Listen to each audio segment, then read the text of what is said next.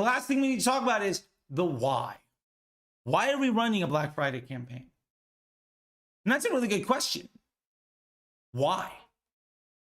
Do you need to? If all your competitors are out there knifing each other in the streets, why even play the game? Now, there are a few good reasons, and we can cover those in a minute, but I want you to understand you don't have to. Nobody ever said, well, we need a Black Friday campaign. Well, it's not a law that says you have to do it.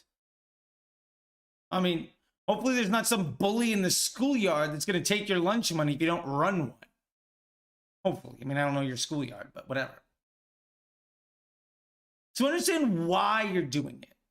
And write down the reason why I'm doing this specifically because of X, Y, and Z. So that being said, what is the reason that I focus on building Black Friday campaign? Well, it's not to get in the black. If you need a Black Friday campaign to get your business into the black and you're running e-com, you're running a hot thing. That is a tough spot to get into because you're going to be out of business if you don't make it work. Don't try to compete with multi-international conglomerate businesses that are all over the place, that have more money than you will ever do, that could lose more money in a day than your business might ever make. Don't compete with them in something where they are willing to lose money to make sure that you can't play the game. Remember, especially as we see shrinking economies and recessions and problems in the economy, more big businesses are going to be focusing on protection. Their number one focus is to keep the customers they have and prevent you from being able to play. They're taking their citizens into the castle. They'll do this by offering ridiculous discounts because they know they can lose the money on that customer, because if you can't steal their market share, ultimately that customer will come back over and over again. You don't have that luxury. So why are we running Black Friday? Well, one of the best reasons to run a Black Friday campaign is for Q1 cash flow. Prepping for Q1 is tremendously important.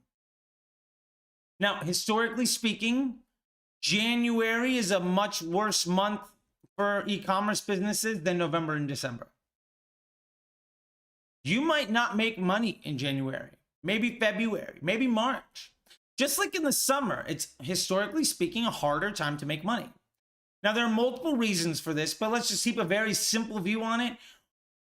Everybody that might be interested in what you had to sell at full price today bought from you at 30 to 50% off two weeks ago. Why am I going to pay full price today if I could have already gotten a discount earlier? What's the point? Now, instead, we could be building our CRM lists. We could be developing brand integrity. We could be focusing on making good relationships with our customers and focusing on product positioning and brand positioning as not the, I'm so desperate, please buy from me. I'll charge you anything just so I can get cash from you today because I'm scared and lonely and don't want to be out of business tomorrow. But me doing this is actually going to be the reason I have to close up shop. You don't have to be that brand. Instead,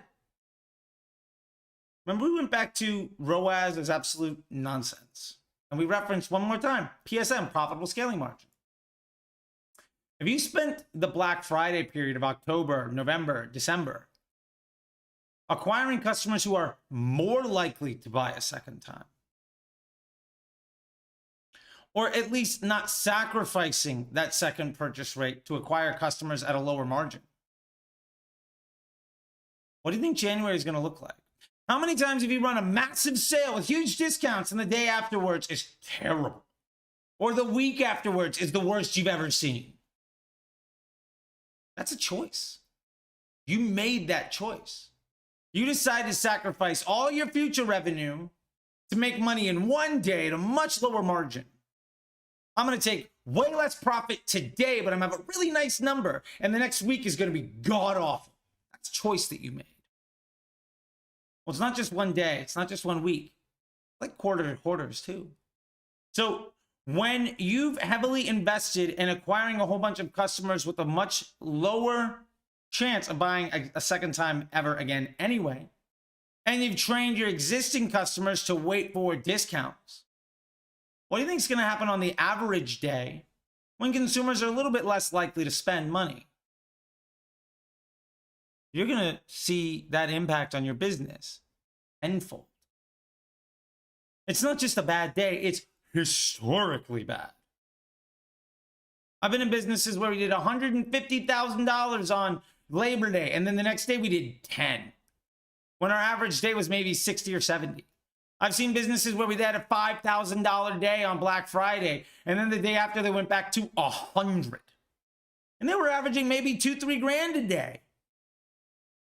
It might take you a week or 2 weeks to recover just to get back to the burn rate. And you know the fun fact of this? You actually lost money because that huge revenue bump you got on Labor Day or Black Friday from 1,000 to 5 or from 70 to 150.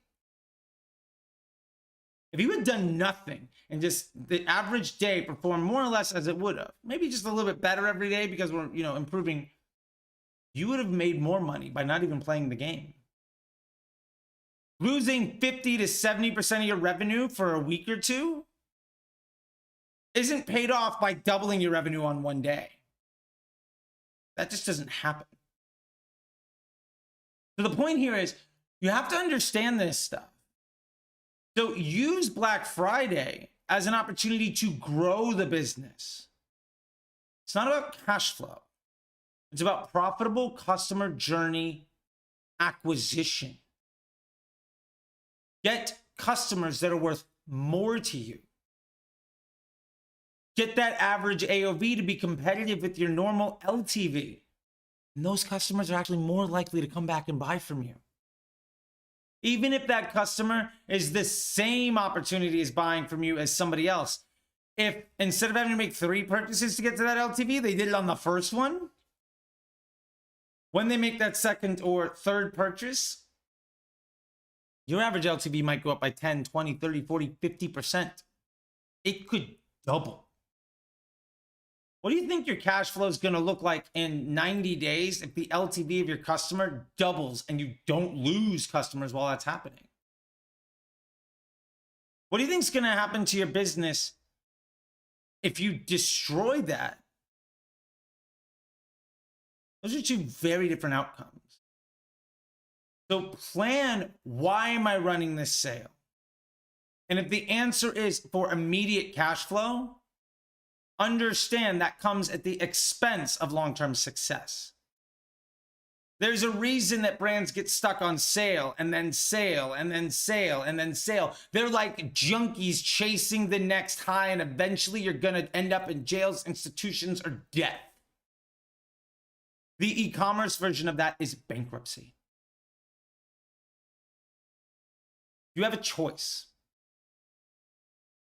Do you want to effectively do the e-commerce version of smoke and meth or shoot and smack, running a sale on Black Friday?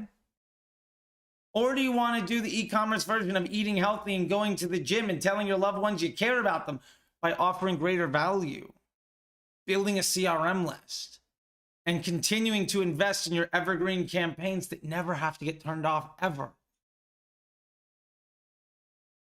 People are likely to buy because of the situation, not because of the discount. You have to understand that. So Black Friday is not to generate cash flow. Black Friday is not so that you can see a big spike in revenue. And if your ad agency or marketer says, hey, Black Friday, let's run a discount so we can get a great ROAS, you should fire them immediately. because they don't care about your bottom line, or they're not sophisticated to understand why appeasing their ego is extremely harmful to your employees or the ability for you to provide for your family. It is quite literally that serious. If you have any questions on this stuff, again, comment below in the video. I'm happy to answer all of them. If you like this video and find it to be helpful, subscribe to the channel. Share this with your friends, please. You can follow me below. I've got links to all my socials. I've also got a link so you can sign up for the newsletter where you can get advice like this on a weekly basis, interviews, blogs, articles, and videos, plus some discounts on some things because, hey, I'm providing more value too. I'm doing upsells. I'm doing bundles as well. Let me show you other great minds to follow. If you want to fundamentally change the type of success that you're having, you need to fundamentally change the type of people that you're listening to. You're only as good as the people you surround yourself with. And if the best advice you can get is the same, is somebody watching the same information that you are on YouTube, following the same people on Twitter, and the only real advantage they have over you is they're able to do more harm to more clients and lie to those people or misrepresent themselves or continue to refuse to evolve, and they're the ones that you're relying on pushing your business. If you think that salesperson that you've never seen ever again, that talking head at the agency that closed you, and now you're talking to some 25-year-old kid that's never run a business like yours, is the path for you to be successful, when you struggle mightily, it will be a result of those choices. I'm here to help. Also down below, there's a link for you to check out the Facebook Ads MBA program. It's mba.facebookdisruptor.com. Check out the resources. Follow me on the socials. There's a reason I'm one of the top 100 Facebook marketers. And there's a reason why year in, year out, I'm regularly personally taking on brands to scale to 8 and 9 figures. There's a reason why my students around the world are getting success while everybody else says the machine is broken, or they're trying to take advantage of you, or it doesn't work anymore.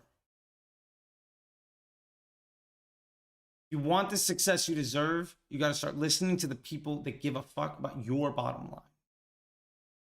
With that being said, YouTube thinks you might like some of these videos. Don't be afraid to subscribe, ring the bell, and until next time, I'll see you on the internet. All right? Bye.